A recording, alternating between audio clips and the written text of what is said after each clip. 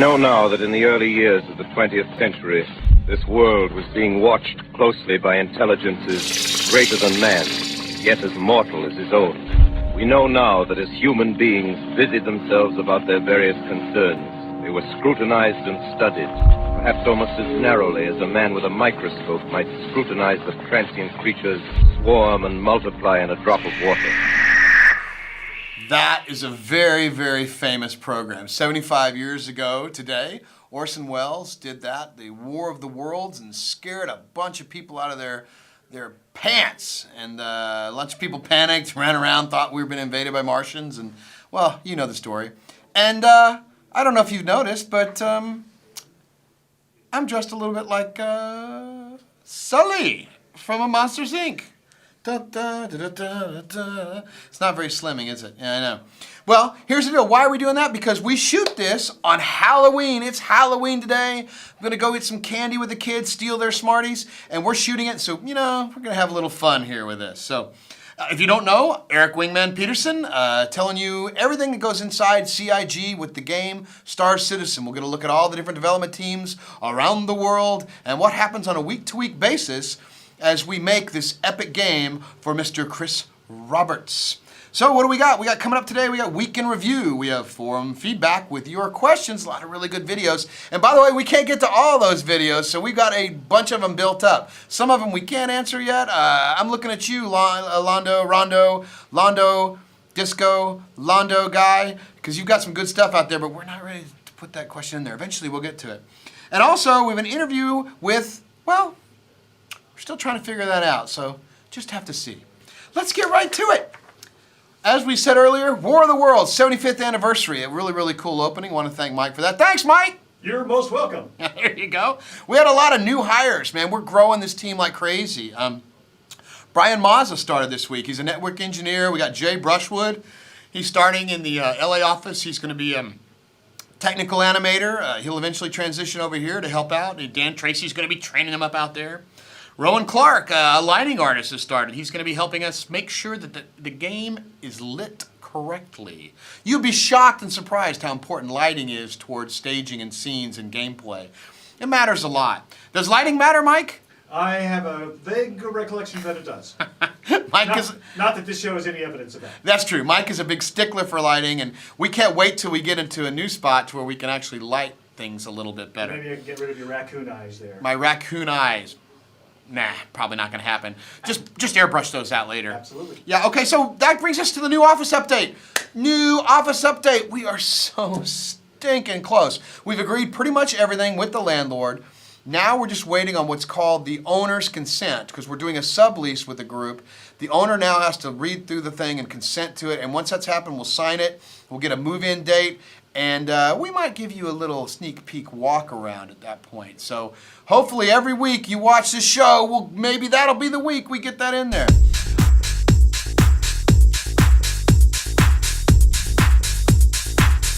So now it's time for Fan Focus, as you can see.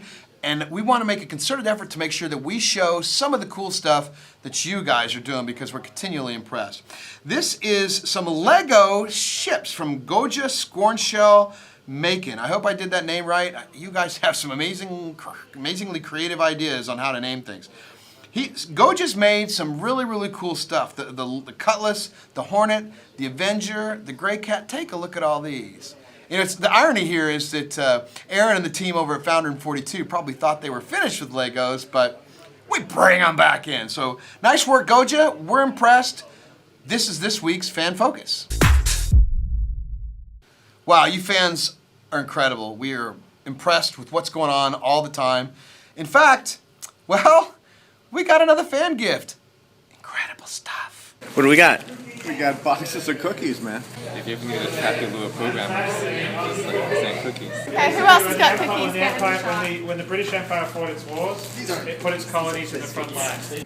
Thank you, Blue Steel 504. Thanks, dude. Everyone give the Blue Steel look.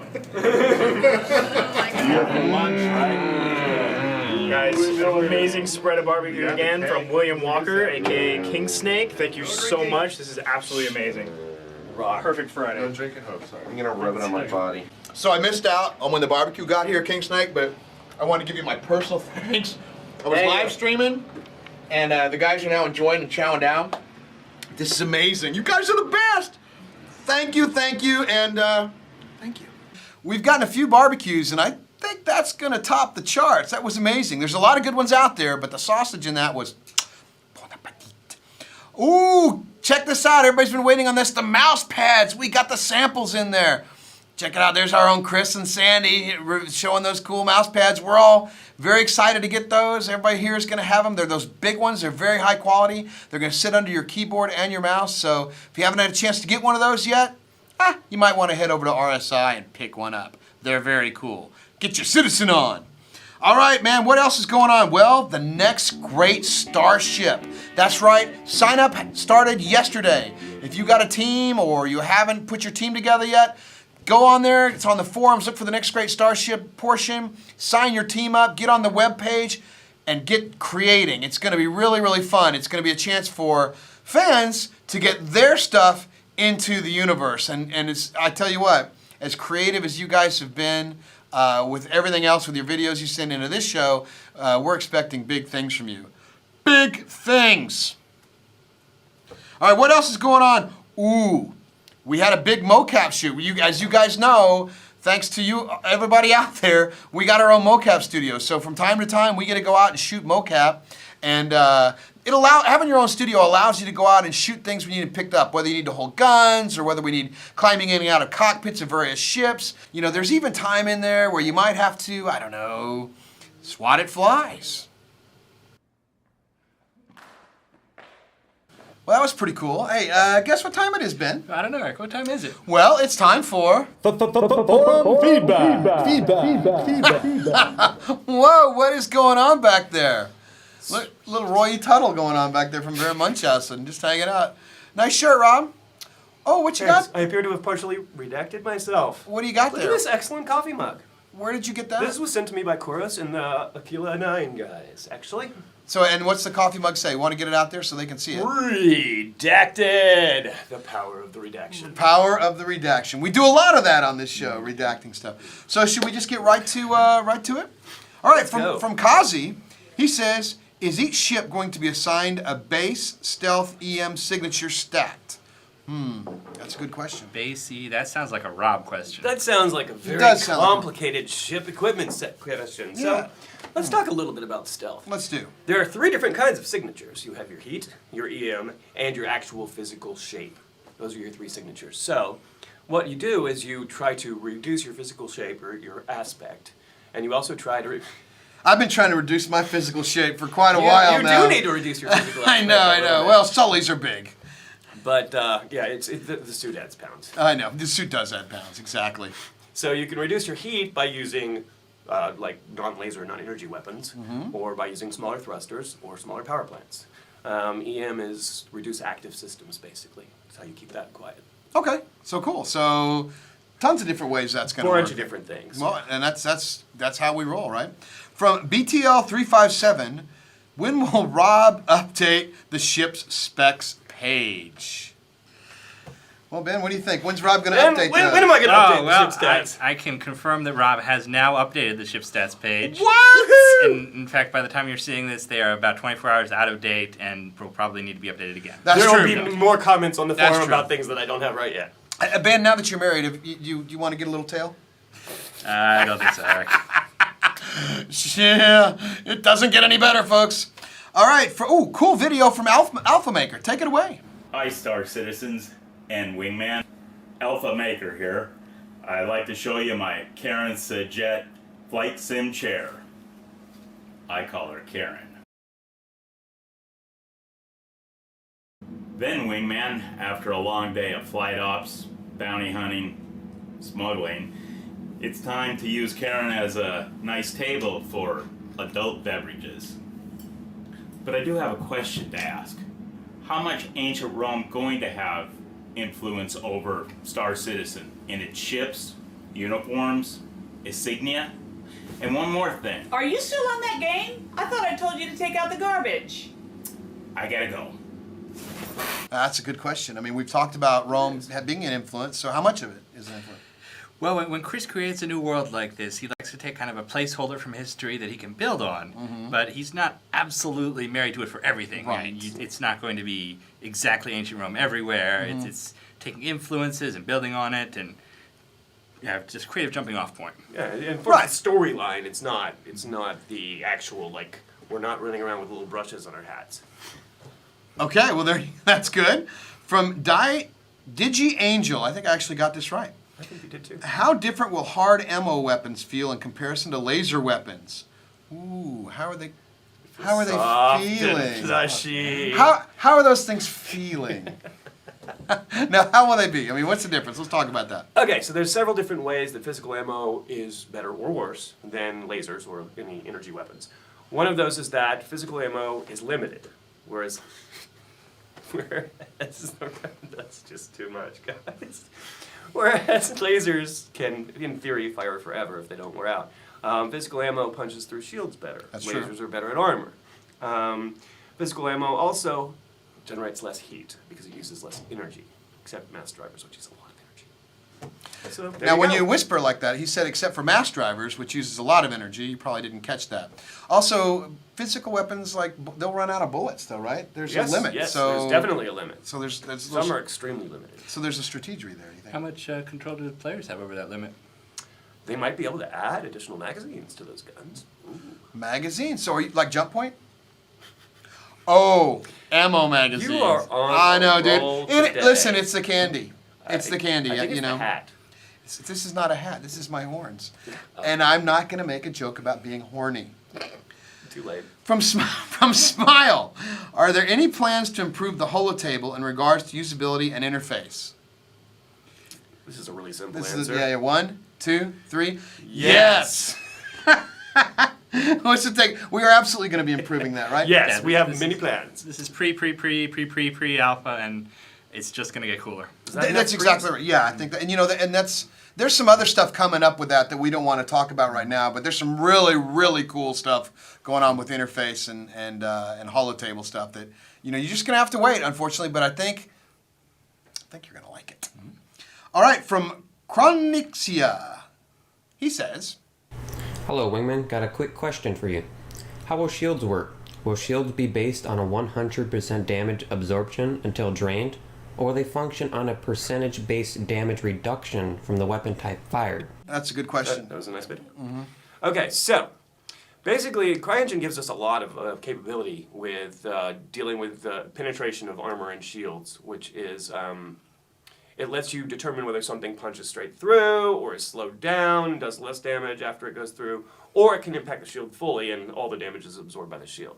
So it depends on the type of ammo you're using, actually, how far it will go through and whether or not it will actually impact the shield or the armor behind it. Okay, well, that's a good answer, Robert. That may be your best one ever, I think.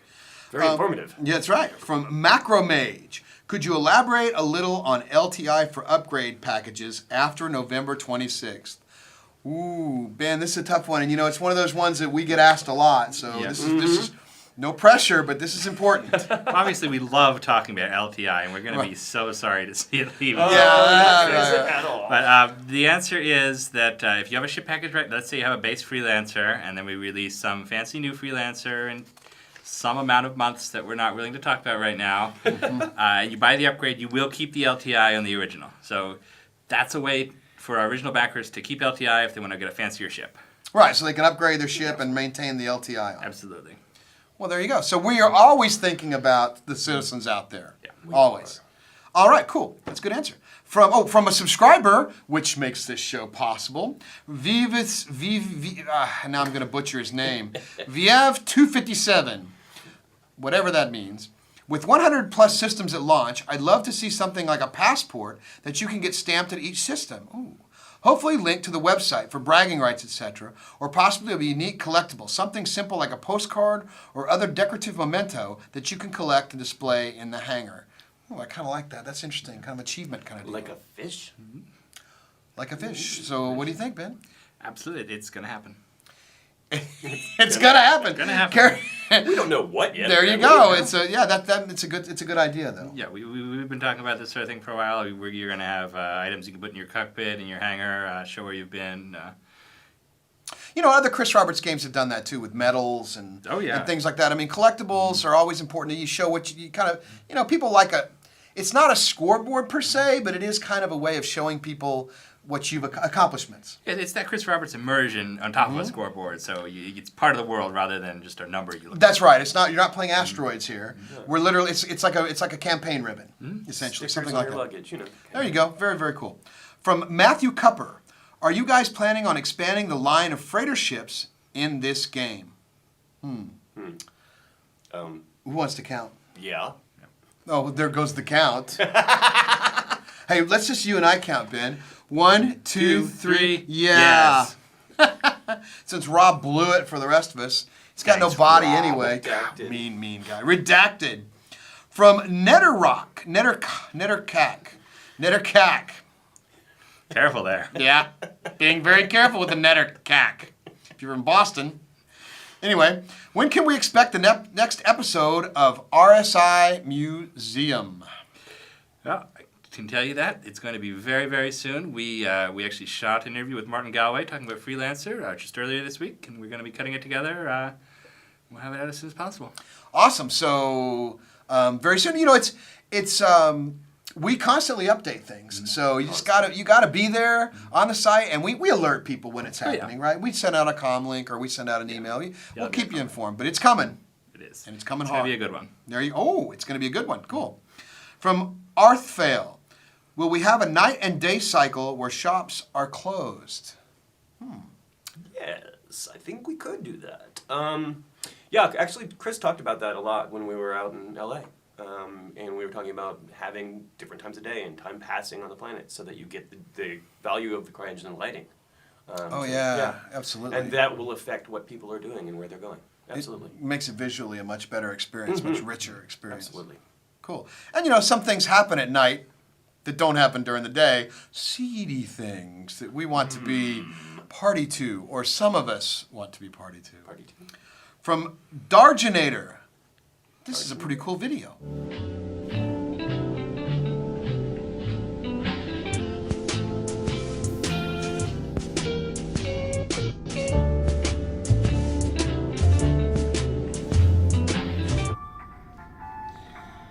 I'll see your 20 and raise you 42. Bold move. I live on the edge. Too rich for me. Call.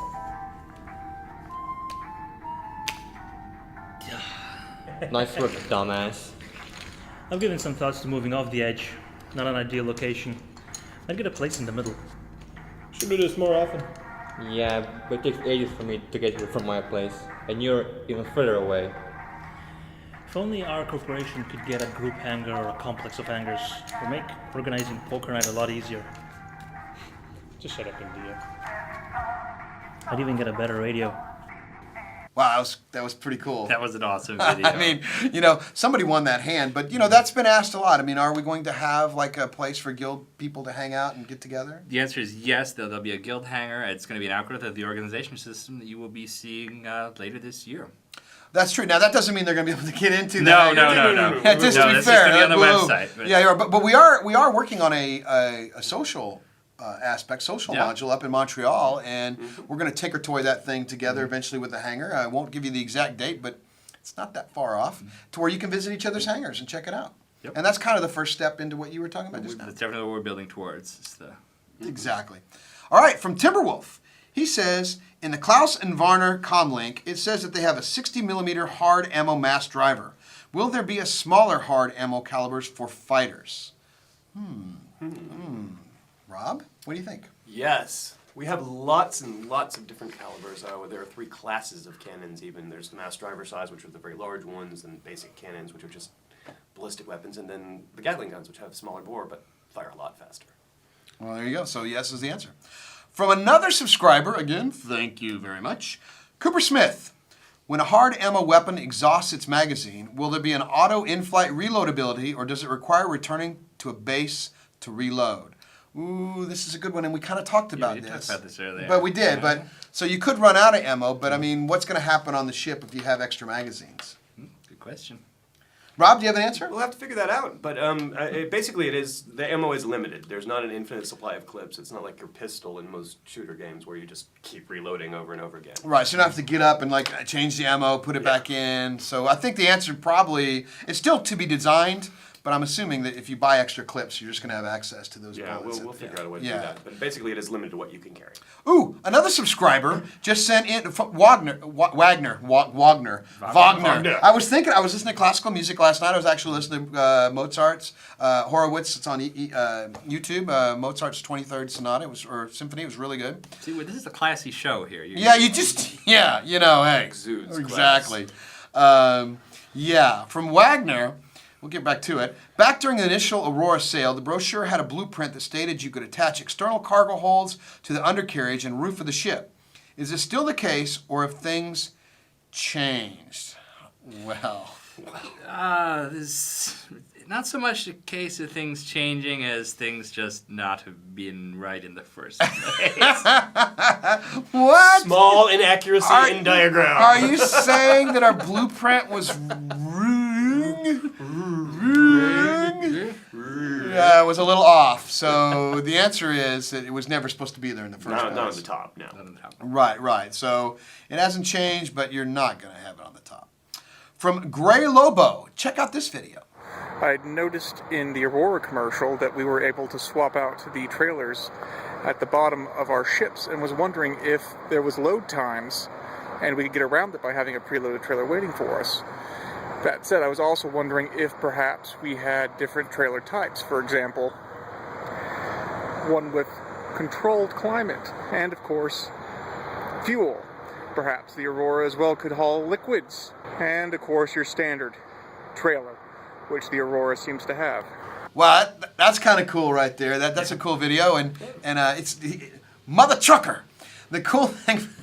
I'm sorry, it's Halloween, and I'm feeling festive. But by the way, you can turn your camera sideways, Lobo, to get a more panoramic view instead of the long, narrow view in which you're sending these in. Just saying. Hey man, it's director's call. So it is director's call. True enough. I'm just trying to help him out there. So what do you guys think? Different types of trailers? Yeah, it's coming. Yep. Just a matter of how fast we can crank out artwork for different pieces. That is true. Like containers for chemicals or for fuel might look different. Liquids would look different than, say, carriages for something like boxes or drugs or slaves or any of those kind of things. Show me the redacted, Rob. Yeah. I don't know if that's actually redacted or not. From Tronster, another subscriber. Thank you. Which variants will it be possible to change between by retrofitting? Good question. Very common question, too. Okay. So here is the deal. Right. And of course, There's the deal. Everything is subject to change. But We should hard just put that points on are fixed on ships. So however many hard points there are on that ship, that really determines the shape of that ship. So if a ship has a different number of hard points, for instance, the 350, which has 2 thruster hard points instead of 1, then you cannot change one ship to the other. Same with the Aurora LN, which has the 2 extra gun hard points. So we're just eye candy. That's going to continue to happen, I think. Candy? For each of these special variants where there is a different body style, you can't add another seat to a Hornet, for instance. Same idea. Cool.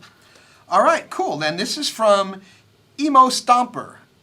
Cool name, cool video. I was just noticing that a really cool mechanic that you guys seem to have here is the ability to divert systems in larger ships. I was just wondering, is there actually a mechanic for smaller ships like your Aurora or even your 300i that allows you to quickly on the fly like this divert systems such as shields or weapons or even engines when you're in the middle of dogfighting? Will that sort of a mechanic be available, or could we expect only to see that in larger ships? Well, there you go. So can we adjust our systems on the fly? Yes, absolutely. Chris premiered that back with Wing Commander, and I think Wing Commander 3 was the first one to let you do that, and it kind of got more comprehensive with each edition, and Star Citizen will continue that trend. Yeah, well, I remember that was a big deal. It's a big deal for us. I mean, you want people to have more control on the ship because everybody's got a different style. Some people like to get in there, slug it out. They want more up front, shield-wise. Some people like to fight from a distance. It's just you want to support all the different game types and different people types, personalities. So, what's more important, speed or weapons or defense? Right. You know, it's... And we want the immersive experience to be whatever somebody else wants it to be. So, well, guess what time it is, guys? It's time for most valuable post.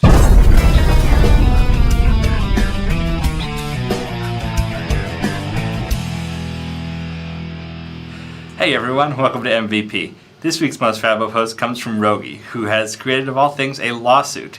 If you happen to see the Hornet commercial last week, you saw the new Super Hornet make quick work of an Origin 300i. Well, what Rougey has done is fabricated an actual lawsuit from the Origin Aerospace Company to Anvil, suing them for defamation of character. And he's formatted it nicely. This has led to a whole forum craze with counter lawsuits and news reports. It's just been really great and creative, so feel free to get in on that, everyone. We also have a new set of forum rules this week. They haven't gone into effect yet. What we've done is post them for comment. So join in the discussion there. Help us get the rules right. As with everything in Star Citizen, we want your input. Thanks. Back to you, Eric. Nice job, Ben. And now it's time for Wide World News.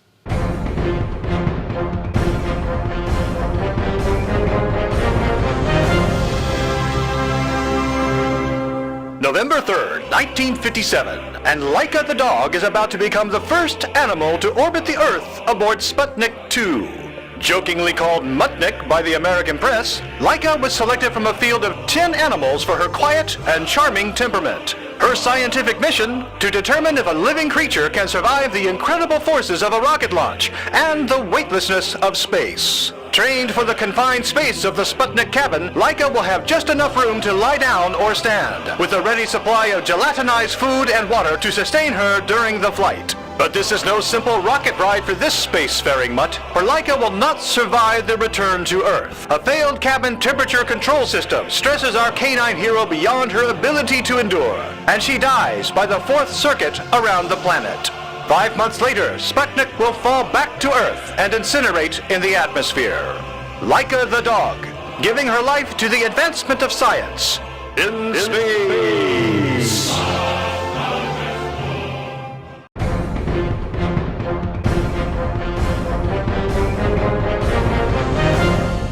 And now it's time for an existential break with our very own Mark Skelton.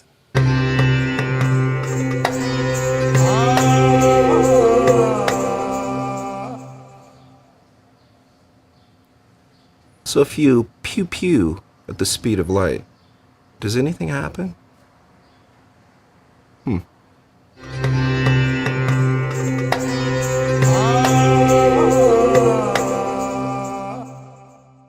Thanks, Mark.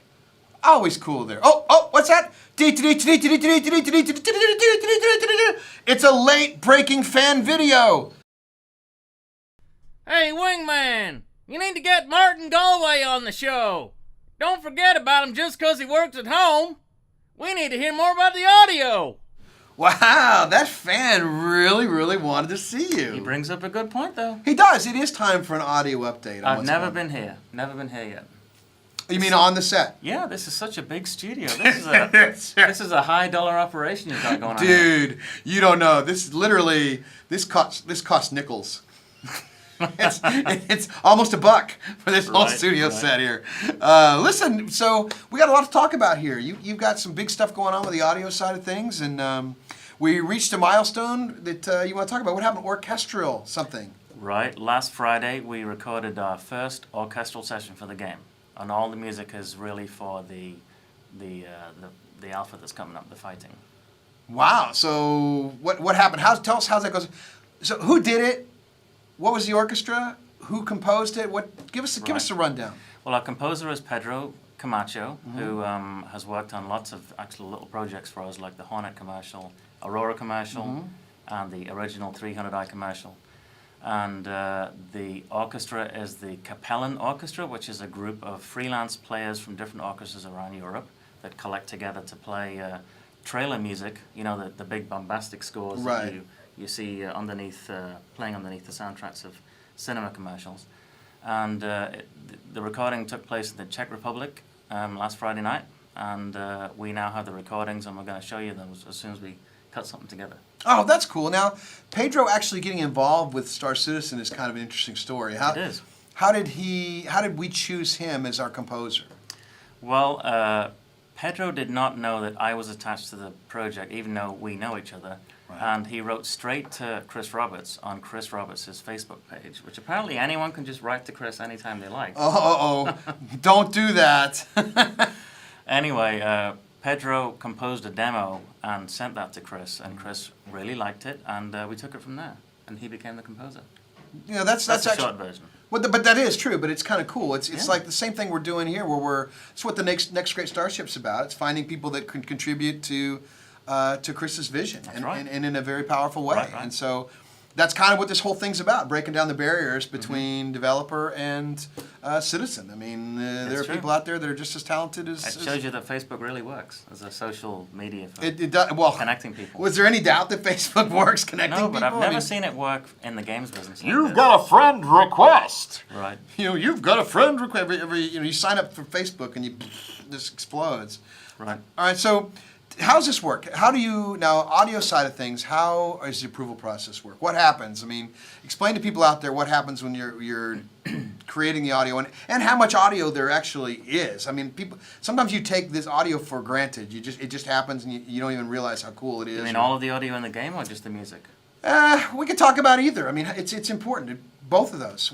How much audio is there in a game of this magnitude? Well, there are tens of thousands of individual wave files all getting played either one after the other or all at the same time, depending on the computer software. And they are dialogue files, sound effects, musical clips. We have all three of those kinds of sounds baked into wave files. So we call that a pre-mix or a pre-rendered type of a wave file. And we decide how to play those, which loudspeaker they're going to come out from, or as they move around the surround field, and the volume so that things get louder as they approach or quieter as they go away. We change the pitch, so things will do that Doppler style thing, as you fly. You're initially approaching something and then you start departing from it. That changes the pitch, just like in real life. So the computer's running all these software systems, analyzing the 3D environment, constantly, and picking which of the wave files to play, and we have to set all that up to. It's almost like a wind-up toy. You wind it up, and then you just let go of it, and the software plays what it's supposed to. You give it the rule set. Yeah, exactly. It's a sandbox essentially. Yeah, right, So so that's cool. But how does the approval process work on, say, Pedro's music? Good question. Pedro sends a simulated version of the music to me and Chris, and we both listen to it. Chris is the one in charge, obviously. If he doesn't like it, it doesn't matter if I don't like it, or if I do like it. But when Chris likes it, then I talk to Pedro about the technical aspects of the music, or details that pertain to the length of the tune, or whether it's going to interfere with sounds, or work well as a piece of music that's playing in the mix. And I can often get Pedro already in the right groove before he sends anything. I give Pedro a bunch of information first. Okay. And so we either like what we hear from Pedro within the first 30 seconds, when we double click on the WAV file, or if there's some aspects to the WAV file that we don't like, then we ask Pedro to make those changes. It could be the tempo of the music, if there's too much of a heartbeat feel or not enough of a heartbeat feel, or high-pitched, instruments, all kinds of different sonic timbral aspects. So you have a vision in your head of what's going on, and then you have the music playing and think, does it fit into what you're trying to do? Exactly. I'm thinking of all the sounds and whether it's going to invade the sound mix too much, Right, you want it to work hand in hand with what's going on. Right. We don't want any one particular element to be like a big noisy guy at a party. I can't think of anyone who would be like that. But, one wave file playing in the sound mix can really make a real mess of it and make it hard to hear the other one. So we have to keep everything as clear as possible. Now, do you make the waves to where, I know, when you're doing music, for instance, and you don't know when you'll be transitioning from one piece of music to the other, sometimes you make sure that the music can loop. so that it continually goes on and on, Sure. and the end user doesn't recognize that it's starting over, whatever. Well, they sometimes do. Yeah, Hopefully they don't. That's true. The trick is, it's a trick. There's a trick. When the loop is 10 seconds long, people kind of get that idea pretty Right, quick, so right, we right. generally try to make them as long as possible. Right. So a lot of the music is loopable, essentially. It's loopable, yeah. Very, very cool. So how did you guys pick the orchestra? Where did that come from? That was Pedro's recommendation. Pedro said, I know this great orchestra director. He has a orchestra that he, collects together, and they play music for games as well as trailers. Right. And he was willing to give them a try. He sent a lot of pre-recorded clips of that orchestra already doing their work to us, and we were like, yep, sounds good to us. They were playing other people's music. Right, of course, right. So we were certainly willing to give it a try. So now, do they have time to practice the music? Is this something that... No, it's a little bit like regular film score musicians. They basically sit down, they haven't ever seen the music before, and they just start to play. There's usually 10 to 15 minutes of trying to play through it, But you get recording almost immediately with these sessions, and they'll never see that music again because the following day there's some more music from somebody else.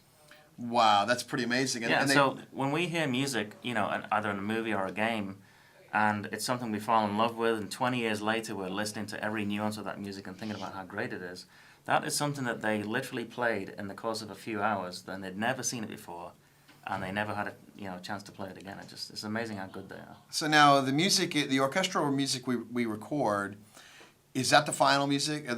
Will we take that and that's all there is we put into the game, or will we?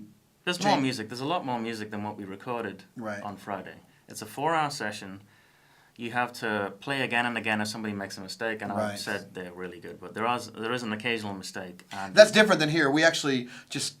Our mistakes. Everything's perfect. No, not. No mistakes here. here. We just let them go. Right, but the benchmark is that you get about 15 minutes of final music, end-to-end final music in a 4-hour session, which doesn't sound like a lot, but there's a lot of time the orchestra director or the conductor is talking to the orchestra. Everyone has to sit quietly and wait for the tape to roll and the other things like that.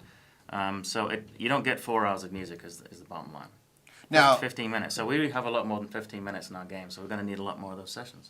So, that's the next question then. So that's not the only session we're going to do. Now, will you use the same orchestra? Yes. Every time? If I get my way. You want it to be the same players so that they understand the material and they get really into the vibe, They can feel the energy or what you're trying to do. They get used to the style. Well, that's really cool. So that is the audio update of the month. Incredible. Of the year. Of the year. Of the decade. Hello. There aren't very many of these. Yes. We need to increase the frequency. Hey, that's something. That's an audio term. I know. Puns. You tricky guy. So here we go. We got. I want to thank everybody for the subscribers specifically for allowing us to do these shows and bring the information to you as we're making it, for letting the hangar happen. And I also want to, I'll take off my hat. Oh man, it's stinking. You. Oh, hey, you Wingman didn't all know. along. I know, it's crazy. But I want to thank everybody from the bottom of my heart for allowing us to grow this show. The first episode we had, I think we had a couple hundred people watching, and maybe like 1,000 overall. And now we have anywhere between 3,000 to 5,000 people watching live every week, and up to 30,000 people that watch it after the fact. And that's just phenomenal. And huge. Yeah, it is, and it's really, really cool. And a lot of it has to do with them because they're sending their stuff in, right? It's pretty amazing. What do you hear? Chop liver? I think a lot of it's to do with I do not think that is the case at all. I think that it's mostly that I think what I think it is. I think it's actually Chris's vision. I think a lot of people out there have wanted this style of game for a long, long time. And as you have, as I have, and it's kind of funny when you get told all along that from publishers, those games are dead. Nobody wants that stuff anymore. And then it turns out publishers are wrong. And we've never ever heard that before. Right, we never have. No. But this is really snowballing. It is. What do you think the viewers will be by the time the game's out? I don't know. I mean, every time that we've done some of this stuff, we've tried to project. It just blows me away. I'm really bad apparently at projecting this. I thought we'd literally have 5s of viewers. It's just going on. So I'm honored that they even care to watch what's going on inside here. And although to be fair, I don't see any other developers doing this and showing people what you're up to. No, nobody else does this. Yeah, I know. I mean, I think it's pretty cool. Weekly show, yeah. Yeah, it's pretty neat. Well, we got coming up this week. Well, what do we got? New office update. We got it, man. We are so close to getting it. Once we get it, we will show it to you. And you saw it a little bit, didn't you? I've seen it. Yeah, it's beautiful. And now you're making plans to perhaps. Yes, wait till you see my plans. Yeah. your studio plans? Yeah, Mark. Over here we'll have a... Exactly. Well, you know what? I look forward to that. I remember you actually did... Now, that's a good question. You to continue this, you did a really, really cool... When we were at Digital Anvil together, you built out a really, really sexy sound. Yeah, we had a nice office. Yeah. The only time it was when we were playing ping pong above you, though. You'd come banging out. Yeah, that's because it was really close to the upper floor. Yeah, you kind of had to compress that in. Yeah. But that was a good... We recorded all the audio there for like, Starlancer, Conquest, Freelancer, Brute Force. The Wing Commander film, don't forget. Oh my gosh, we did do that. That's incredible. That's right. Yeah, we had credits in that. I think we did. That's pretty cool. All right, we're also prepping the office for our new digs. We've got moving companies coming in. We're going to be stacking everything in crates. We're going to get ready. We're hoping to move in 2 to 3 weeks, which puts us close to Thanksgiving. Over in the U.S., we have Thanksgiving, I think, on the 20th of November. But we're looking at like the 23rd or the 30th of November to move. And we'll bring you along for the ride. We'll record a lot of that and show you what's going on. We're reorganizing the team structure. As we grow, as we get Santa Monica, Manchester, Austin, we're figuring out who has what talent-wise, and we're trying to organize those into silos so that we can get the most efficient practice out of all of that. We got a call to action. What's that mean? Subscribe to YouTube. When you want to know what's exactly going on and when it's going on, get on the YouTube channel, subscribe to it, find out. You'll get a little alert whenever we post something like, well, Wingman's Hangar there.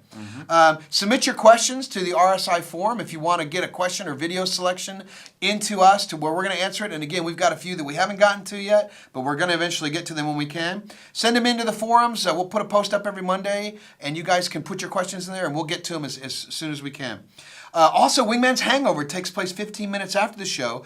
We get on and Skype with each other. We talk a little bit. Not going to announce where that is. You have to be in chat roll to be part of that. It's not recorded. It's just a live event where we just hang out and talk and answer questions directly with you. So that's 15 minutes after the show. That's pretty much it. Oh, if you want your stuff featured on Wingman's Hangar, send it in. We just might use it. Where are we going to see them? In the verse.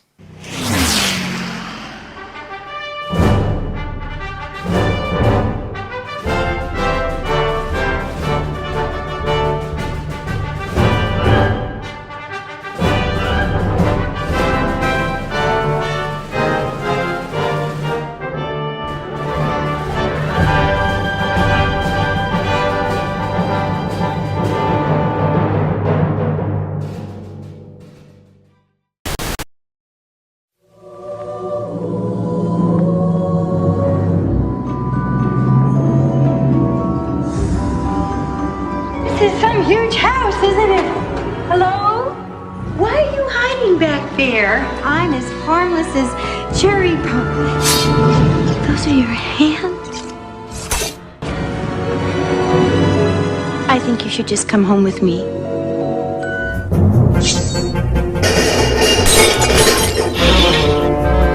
Whoa! Heck of a handshake you got there, Ed. Ken, this is Edward who's gonna live with us.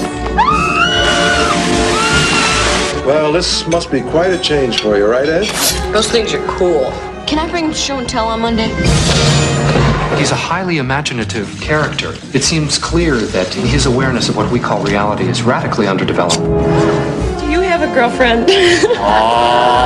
Is there some special lady in your life? Call Doctor Skewered Kim. Drop your weapon! From Tim Burton comes the most incredible tale of a most unusual character. Hold me. I can't.